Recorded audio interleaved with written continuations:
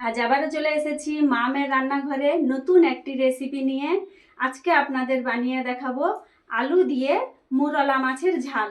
আপনারা তো অনেকভাবে মুরলা মাছের রেসিপি খেয়ে দেখেছেন, একবার এইভাবে খেয়ে দেখুন, খুব ভালো লাগবে।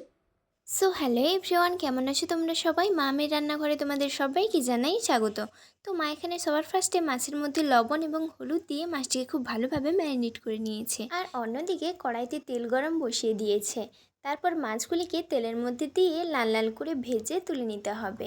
এইভাবে একে একে সমস্ত মাছগুলি ভাজা হয়ে গেলে ওই একই তেলের মধ্যে আগে থেকে কেটে রাখা আলুগুলোকে ওর মধ্যে দিয়ে দিতে হবে।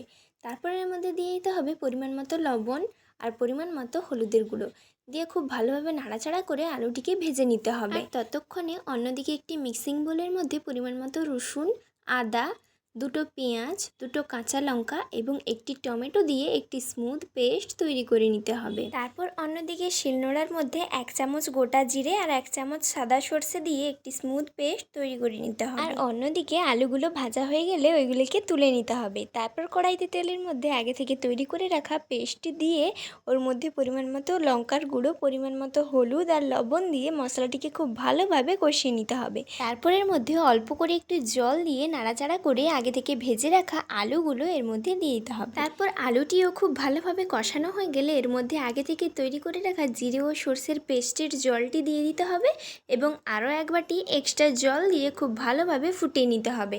ঝোলটি যখন ফুটে উঠবে তখন এর মধ্যে আগে থেকে ভেজে রাখা মোরলা মাছগুলো এর মধ্যে দিয়ে দিতে হবে। তারপর সবশেষে ওপর থেকে গরম মশলা ছড়িয়ে নামিয়ে নিলেই এইভাবে দারুণ টেস্টি মোরলা মাছের ঝাল কিন্তু তৈরি হয়ে যাবে। তোমরা তো অনেক রকম খেয়ে থাকো, একবার এইভাবে বানিয়ে দেখবে, দারুণ লাগবে খেতে।